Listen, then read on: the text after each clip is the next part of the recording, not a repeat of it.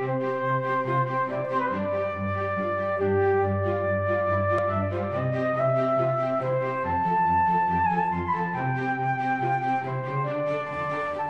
welcome to Hackfall in North Yorkshire. We're about 2 miles from Masham, which is just down the road, and about half a mile from the village of Grewelthorpe, both near Ripon in North Yorkshire.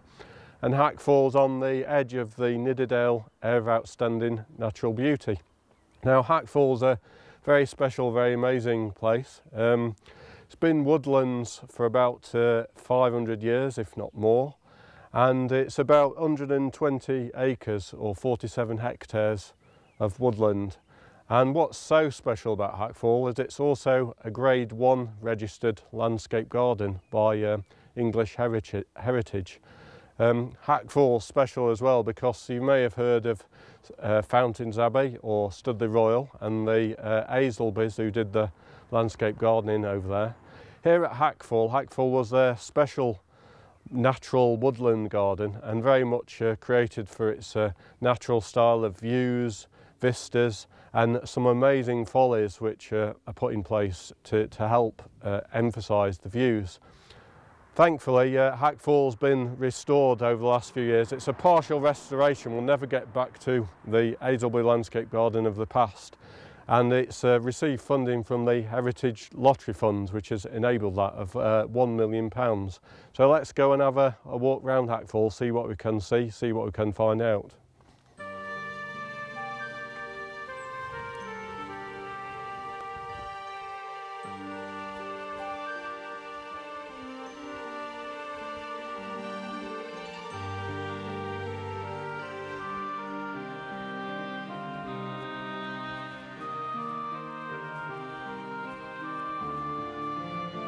I'm just walking down the Limehouse Field, it's called, because of the link we think with there used to be a lime kiln on the Limehouse Hill here in the wood, and there's an ancient trackway along the side, and there's some great trees on the way down, some wonderful ash trees and some really big silver birch trees down here at the bottom.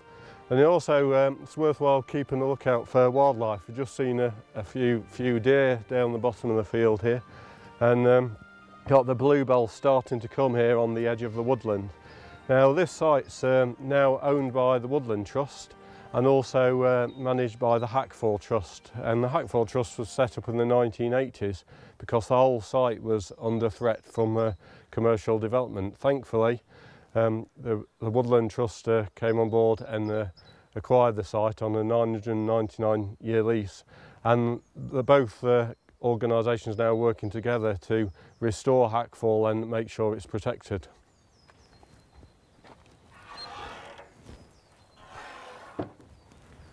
Just walking towards the famous viewpoint at Limehouse Hill from the car park.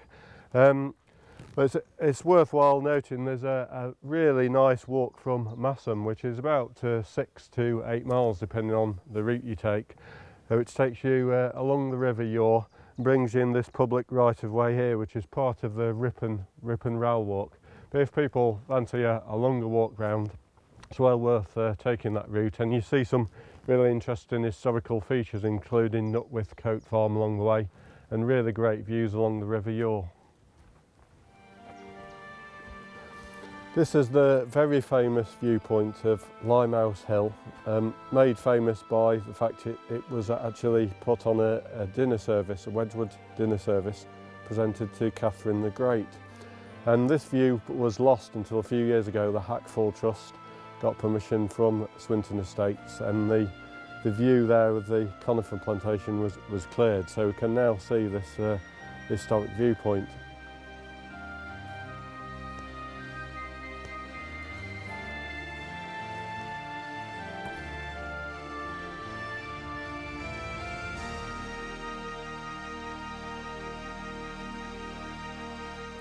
So just dropping down from the Limehouse viewpoint and heading along the path by the River Yore, and there's some original gateposts here from the Aislabie period and a really nice sandy beach area, which I guess is where Sandbed gets its name from.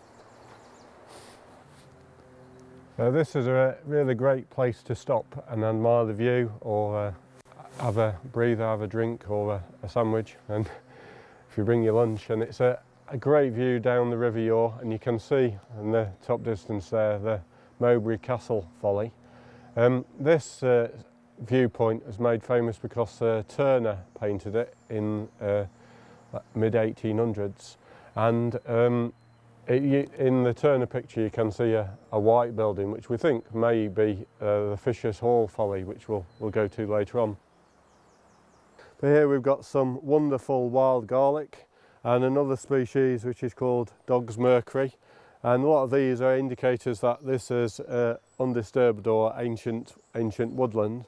Here we've got a real monster lime tree. A lot of the trees here you'll see look as if they've been coppiced or cut back. It's actually, a lot of it was the felling in the 1930s, so the whole site was, sadly it was sold for its timber in 1932. Thankfully now though it was then left and it's all regenerated, and now the site's been restored not only for its views but also for its ecology and wildlife.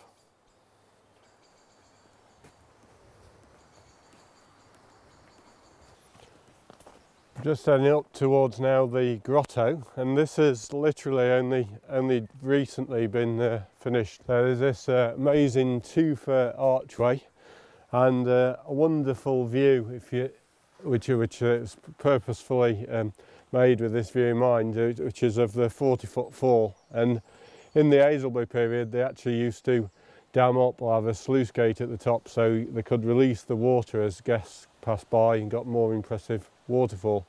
And the tufa forms naturally in the springs and the streams around here. As the calcium hydroxide in the water reacts with the oxygen, and you get the tufa forming calcium carbonate. It's really impressive. Looks like the whole folly's been created out of the natural surroundings. Walking now from the Grotto to Fountains Pond and Fountains Plain. Here the pond and the area's been restored. Only a few years now that it was cleared and the pond was dredged out. A few years ago you wouldn't even know there had been a pond here. And we've also got another folly just over here which is called the Rustic Temple. And it was all created again for its views. You've got the views up to there to the Banqueting House, or now called the ruin owned by the Woodland Trust. Fountains Pond used to have as the name suggests, used to have a fountain which sadly stopped working in the 1820s.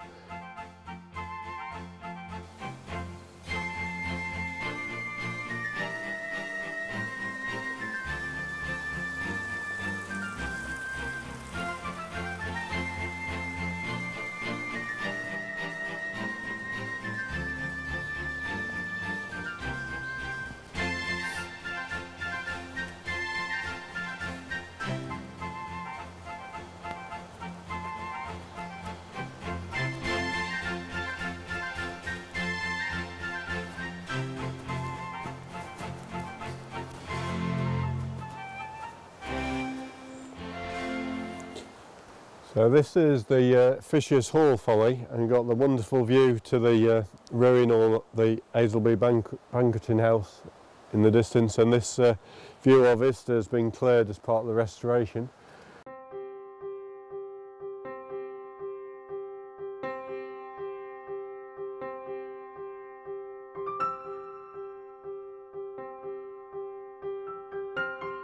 And at the top there's a plaque which you can make out, it says WA for William Aislabie 1750, and again it's made of or clad with the tufa, locally found tufa, and these wonderful Gothic archways around the side. Originally this was a smaller sort of banqueting, picnicking house for the Aislabie family, and used to have a roof with covered in heather and ferns, which sadly I think that went in the 1950s because of a fire. But really impressive folly building, and it's really good to spend a while here and look at the different views through the different windows and listen to the different sounds out of the different windows, really take in the wonderful woodland landscape around you.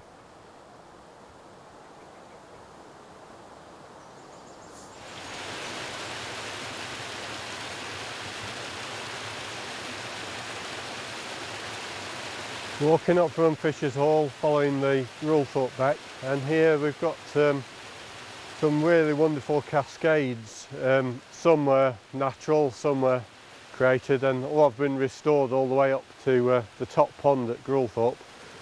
This is quite a steep path, but along here as well we've got some really interesting ferns. We've got hart's tongue ferns, shield ferns, and then lots of wood anemones and other wildflower species. So really nice, almost rainforest feel to this pathway.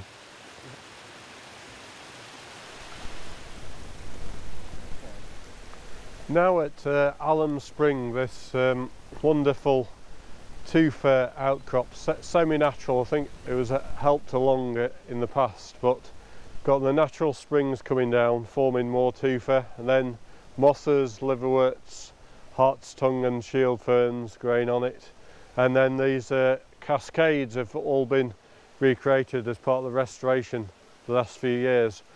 It's a great place to come and sit for a while. There's a seat over here called Kent's Seat, named after the famous landscape gardener. And if you did want to extend the walk, you can take the stepping stones across the cascade, head up to Mowbray Castle. We're going to head back up towards Mowbray Point and the ruin, heading back to the car park.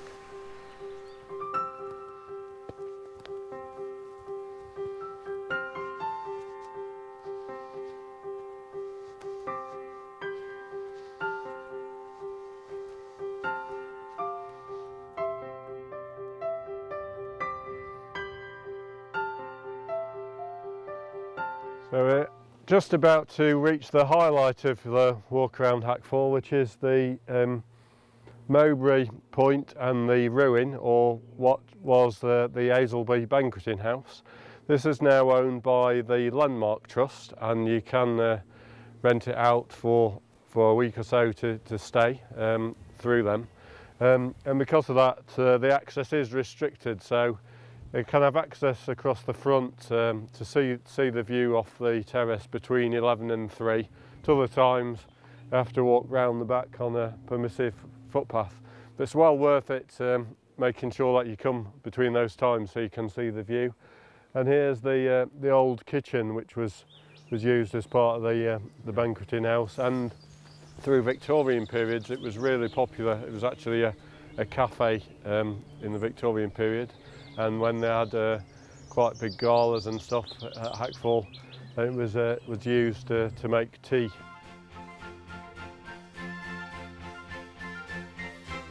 So maybe the highlight of any tour is this view from Mowbray Point, or the ruin, or the banqueting house, Aislabie's banqueting house. Here you can see the whole view of the natural woodland and the Aislabie garden features and follies. So got Mowbray Castle, the view now cleared to Fisher's Hall.